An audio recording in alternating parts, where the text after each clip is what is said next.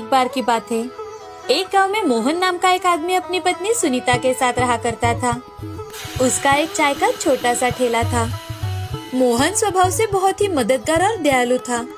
मोहन जो कुछ भी कमाता उसी से अपने परिवार का गुजारा करता था। वो हर सुबह गांव के चौराहे के पास जाकर अपना ठेला लगाता। उसकी चाय लोगों को बहुत ज्यादा पसंद थी और इसी कारण उसकी दिन भर अच्छी खासी कमाई हो जाती थी। वो हमेशा ही भिखारियों को मुफ्त में चाय दिया करता था। एक दिन एक गांव का आदमी मोहन के पास आता है और वो मोहन से, मोहन भाई, मुझे कुछ रुपयों की जरूरत थी। मैं आपके रुपए 2 दिन में लौटा दूंगा। आपको कितने रुपए चाहिए? जी मुझे 500 रुपए चाहिए। ये लीजिए काका। मोहन उस आदमी को बिना कुछ सोचे समझे ही पैसे दे देता है। मोहन को हमेशा ही दूसरों की मदद करना अच्छा लगता था।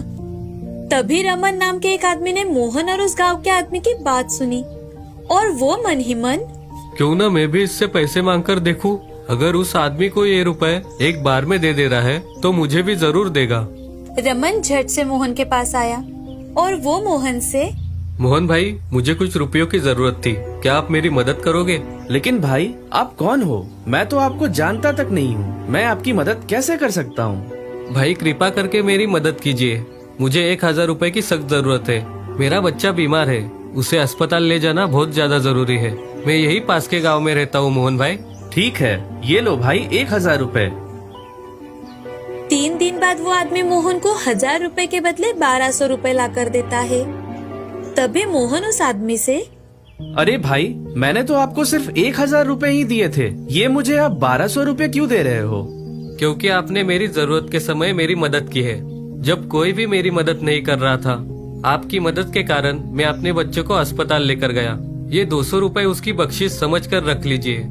मोहन ने उस आदमी से वो पैसे ले लिए और उसकी मिठाई खरीदी और अपनी पत्नी को लेकर गया।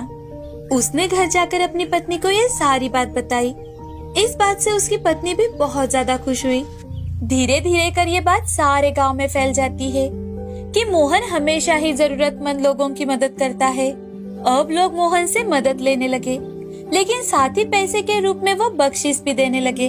अब उसके चाय की टेस्ट और उसके बातों के मिठास के कारण धीरे धीरे मोहन के चाय का धंधा जोरों से चलने लगा।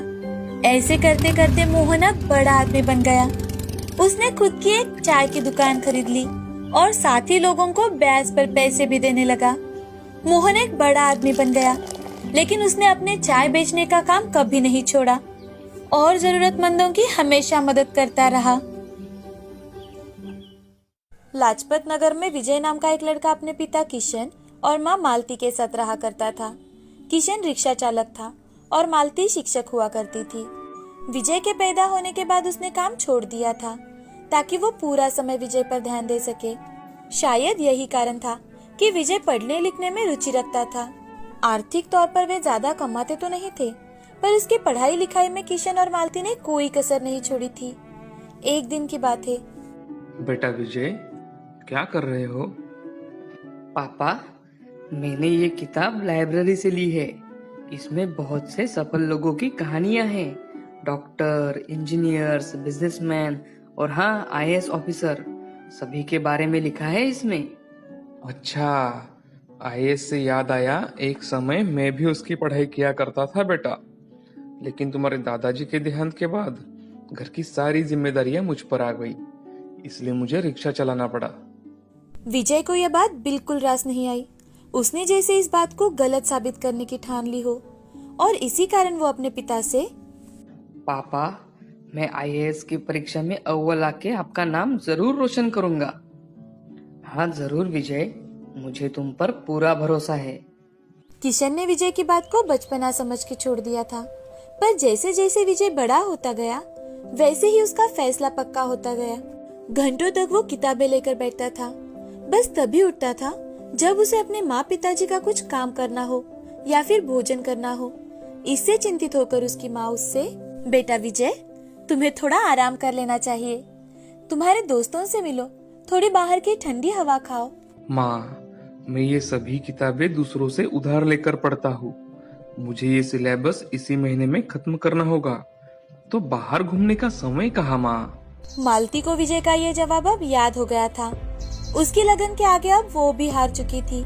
1 साल में ही विजय परीक्षा के लिए बैठने वाला था कि तभी एक दुर्घटना हुई जिसने विजय की जिंदगी को पूरी तरह से हिला दिया था। किशन को दिल का दौरा पड़ा और बड़ी मुश्किल से विजय और मालती उसे अस्पताल लेकर जा पाए। बेटा, अब क्या होगा? तेरे पिताजी को तो फिर से अटैक आ गया। मालती अपनी सुध-बुध खो रही थी।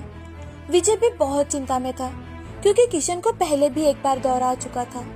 अब डॉक्टर ने किशन की जांच पड़ताल की और फिर विजय और मालती से इनकी हालत देख के हमें तो लगता है कि इनका ऑपरेशन जल्द ही करना होगा, और जैसे कि आप जानते हैं उसके लिए बहुत सारे पैसे भी लगेंगे। डॉक्टर साहब, आप पैसों की बिल्कुल चिंता मत कीजिए, मैं उसका इंतजाम कर दूंगा। आप बस पिताजी का ऑपरेशन करवा लीजिए। विजय ने डॉक्टर से कह तो दिया था कि वो जल्द से जल्द पैसों का इंतजाम कर लेगा, पर उसके माँ के जेवर और पिताजी की जमा पूंजी के अलावा उसके पास कुछ भी नहीं था। विजय अभी पढ़ रहा था और इस कारण वो कमाता नहीं था कि तभी उसकी माँ ने मायूस होकर उससे कहा, काश मैंने नौकरी ना छोड़ी होती तो इनके ऑपरेशन के लिए आज पैसे कम नहीं पड़ते। माँ, तुम पैसों की चिंता बिल्कुल मत करो, मैं कुछ भी करके पैसे ला दूंगा। विजय ने अपने जान पहचान के लोगों से कुछ पैसे उधार लिए, इस वादे से कि वो जल्द से जल्द सभी के पैसे लौटा देगा। फिर भी कुछ पैसे कम पड़ रहे थे। पिताजी की रिक्शा, जिसे वो सिर्फ दूर से देखा करता था, आज उसे चलाने के लिए विजय उसके अंदर बैठ जाता है। मन में डर और दुख भरा था, पर उसने हिम्मत नहीं हारी थी और लोगों से कहने लगा, अगले नगर या पास की गली में आपको जहाँ भी जाना होगा, किशन का ये बेटा आपको वहाँ पहुँचा देगा। तभी एक गांव के काका उसके पास आए और उससे, बेटा, मुझे अगले नगर में अपनी बेटी से मिलने जाना था, लेकिन उतने दूर जाने के लिए कोई तैयार नहीं हो रहा। क्या तुम मुझे वहाँ ले जा सकते हो? जरूर काका, क्यों नहीं, मुझे पैसों की जरूरत है, इसलिए आप जहाँ कहेंगे मैं वहाँ आपको लेकर चलता हूँ। तुम पैसों की चिंता मत करो, मैं तुम्हें जितना चाहिए उतने पैसे दे दूंगा। काका विजय के रिक्शा में बैठ गए और फिर दोनों चल पड़े।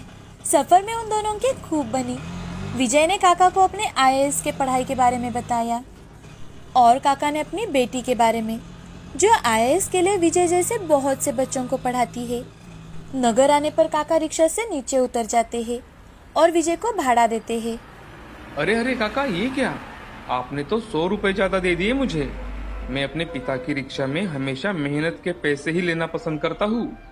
काका विजय की ईमानदारी से बहुत प्रसन्न थे और इसीलिए उन्होंने अपनी बेटी से कहकर उसे कुछ किताबें मुफ्त में पढ़ने को दे दी।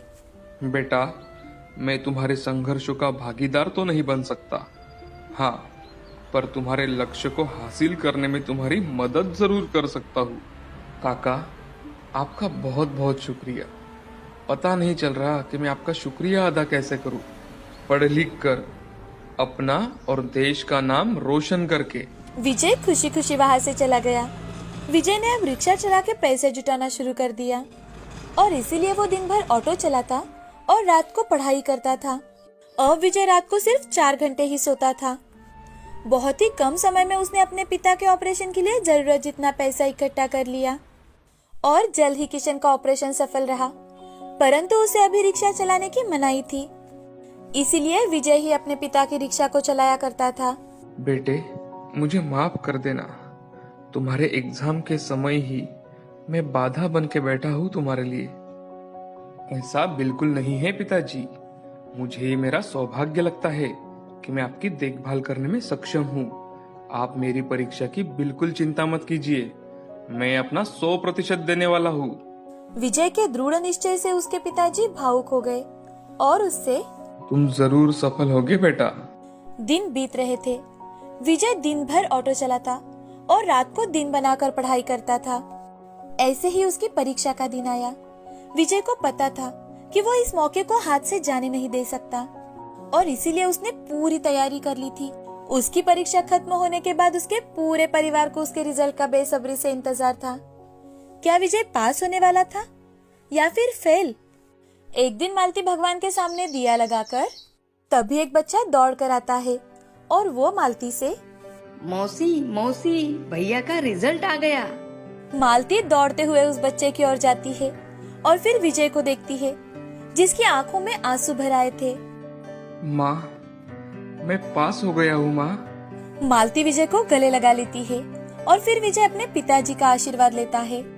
पिताजी, आपके और माँ की मेहनत के बिना ये मुमकिन नहीं था पिताजी। बेटा, ये तुम्हारी लगन और पढ़ाई का असर है। मुझे तुम पर बहुत गर्व है बेटा। ऐसे ही अपनी नेक दिली से लोगों की जिंदगी बेहतर बनाना। विजय ने आईएएस ऑफिसर बन लोगों की मांगे सुनी, उनकी मदद करता रहा, उनकी जिंदगी बेहतर करने की कोशिश करता रहा। जिंदगी में उसने बहुत मेहनत की और तो और सालों पुराना एक एहसान भी चुका दिया। पापा, आपके लिए पत्र आया है।